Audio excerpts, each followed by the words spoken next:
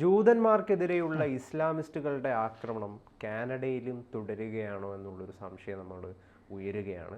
വലിയ രീതിയിലുള്ള ജൂതവേട്ട, ജൂതന്മാർക്കെതിരെയുള്ള കുറ്റകൃത്യങ്ങൾ കാനഡയിലെ ചില പ്രദേശങ്ങളിൽ വർദ്ധിച്ചു വരുന്നതായിട്ടാണ് വളരെ നിർണായകവും അതെന്നാൽ വളരെ സങ്കടപരവുമായിട്ടുള്ളൊരു റിപ്പോർട്ട് പുറത്തു വരുന്നത്. എന്നാൽ ഇതിനെതിരെ ഇപ്പം വളരെ ശക്തമായിട്ട് രംഗത്ത് വന്നിരിക്കുന്നത്, പ്രതിഷേധവുമായി രംഗത്ത് വന്നിരിക്കുന്നത് ഹിന്ദുക്കൾ തന്നെയാണ്.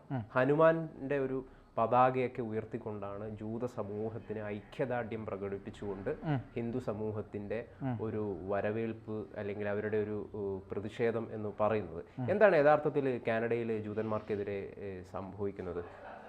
അതായത് കാനഡയിൽ വലിയ തരത്തിലുള്ള പ്രക്ഷോഭങ്ങൾ ഉണ്ടാകുന്നു എന്നാണ് നമ്മൾ മനസ്സിലാക്കേണ്ടത്. കാരണം ഈ പറയുന്ന ഹമാസുമായി ബന്ധപ്പെട്ടൊക്കെ യുദ്ധങ്ങൾ സംഭവിക്കുമ്പോൾ ഇതിൻ്റെ ഭാഗമായി ജൂത സമൂഹം, കാനഡയിലെ ജൂത സമൂഹത്തിന് നേരെ അവിടെ നിന്ന് തന്നെ ആക്രമണങ്ങൾ ഉണ്ടാകുന്നു എന്നുള്ളതാണ്. അതായത് ഹമാസിനെ സപ്പോർട്ട് ചെയ്തുകൊണ്ട് കാനഡ ഭരിക്കുന്നത് ജസ്റ്റിൻ ട്രൂഡോ ആണെന്ന് നമുക്കറിയാം. അപ്പോൾ ജസ്റ്റിൻ ട്രൂഡോയുടെ ആണിക്കല്ല് മൊത്തം ഇളകി നിൽക്കുകയാണ്, എപ്പോൾ വേണമെങ്കിലും താഴെ പോകാം എന്നുള്ള സ്ഥിതിയിലാണ് ഉള്ളത്.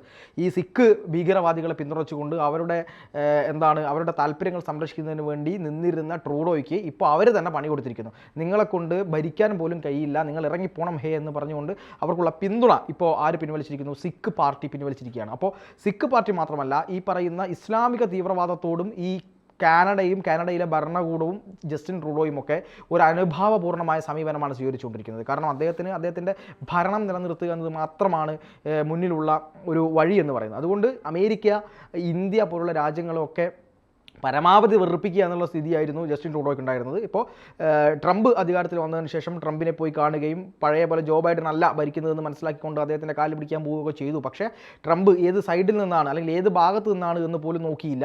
അദ്ദേഹം പറഞ്ഞത്, അല്ലയോ പ്രിയപ്പെട്ട ഗവർണറെ എന്നാണ് വിളിച്ചത്, നിങ്ങൾ ഞങ്ങളുടെ ഒരു സംസ്ഥാനത്തിൻ്റെ ഗവർണർ മാത്രമാണ് എന്ന് പറഞ്ഞുകൊണ്ട് പരിഹസിച്ച് വിടുകയായിരുന്നു ആര് ചെയ്തത്? ഈ പറയുന്ന ട്രംപ് ചെയ്തത്.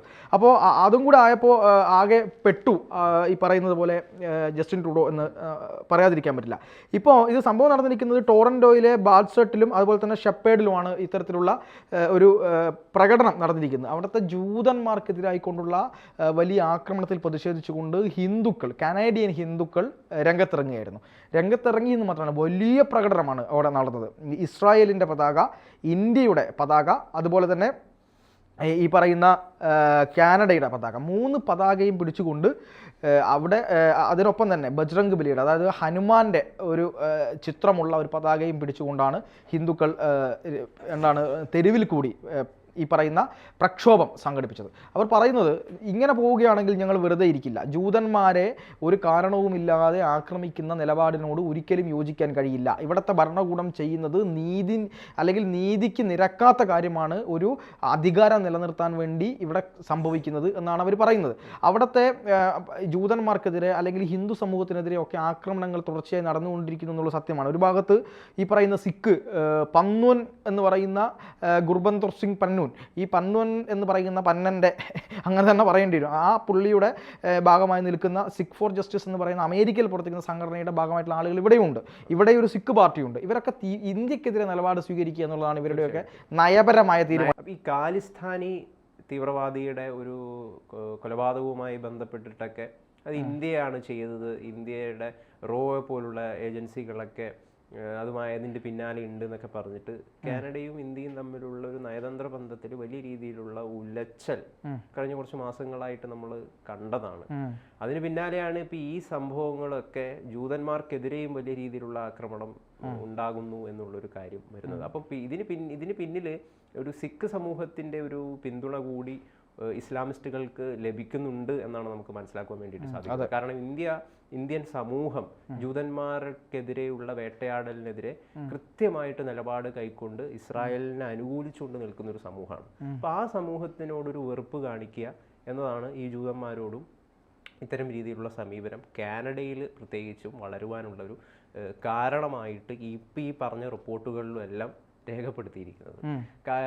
ഈ ഇസ്ലാമിസ്റ്റുകളുടെ ഒരു കുടിയേറ്റം യൂറോപ്യൻ രാജ്യങ്ങളിലുള്ള മുസ്ലിങ്ങളെ അല്ല കേട്ടോ, ഇസ്ലാമിസ്റ്റുകളുടെ കുടിയേറ്റം വലിയ ഭീഷണിയാണെന്നേ.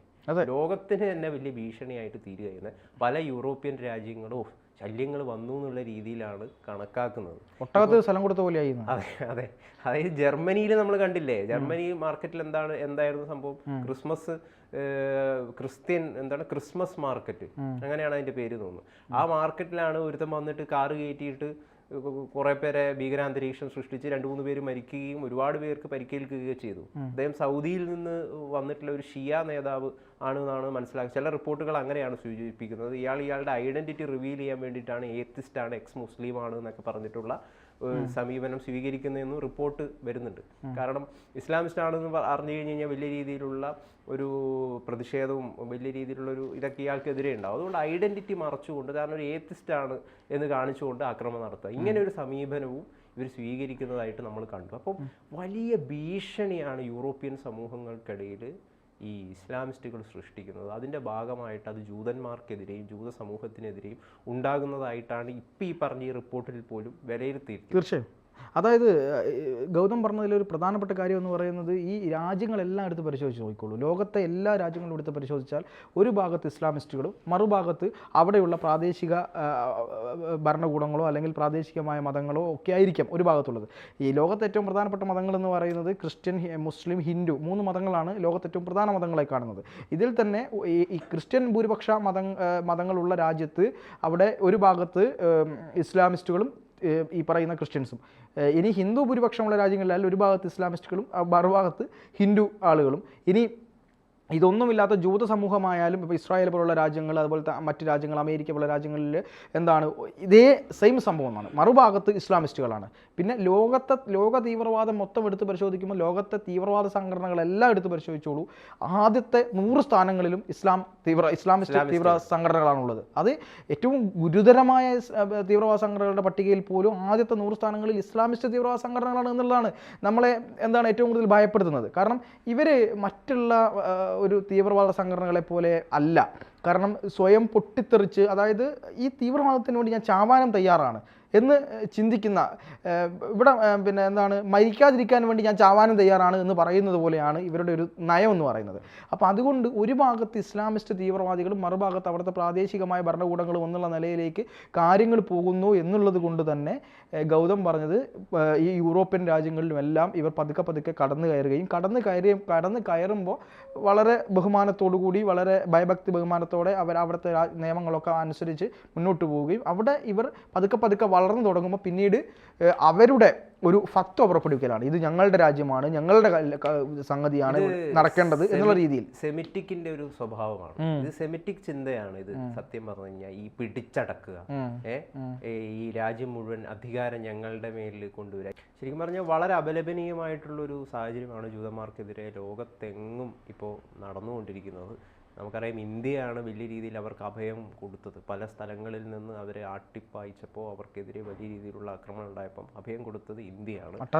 അതെ, ആ ഇന്ത്യക്കാർ തന്നെ, ഹിന്ദുക്കൾ തന്നെ ഹനുമാന്റെ പതാക ഉയർത്തിക്കൊണ്ട് കാനഡയിൽ ഐക്യദാർഢ്യം പ്രഖ്യാപിച്ചുകൊണ്ട് രംഗത്ത് വരുന്നു എന്ന് പറയുന്നത് വളരെ സ്വാഗതാർഹമായിട്ടുള്ള ഒരു കാര്യം തന്നെ. തീർച്ചയായും 3 രാജ്യങ്ങളുടെയും പതാക ഏന്തിക്കൊണ്ട് ഈ തീവ്രവാദ നിലപാടുകൾക്കെതിരായിക്കൊണ്ട്, ഇസ്ലാമിസ്റ്റ് സിഖ് തീവ്രവാദത്തിനെതിരായിക്കൊണ്ട് ജൂതന്മാരും അതുപോലെ തന്നെ അവിടുത്തെ മറ്റ് ന്യൂനപക്ഷങ്ങളും ഹിന്ദുക്കളും ഒരുമിച്ചുള്ള ഒരു സമരപ്രഖ്യാപനം അവിടെ നടക്കുന്നു. അതിന് ഹനുമാന്റെ കൂടെ തന്നെ അവർ ഉപയോഗിക്കുന്നു. ഇതിലൂടെ ലോകത്താകമാനം വലിയ പ്രതിഷേധങ്ങൾ, വലിയ കൂട്ടായ്മകൾ രൂപപ്പെടുന്നു എന്നുള്ളത് തന്നെയാണ് നമ്മൾ മനസ്സിലാക്കേണ്ടത്.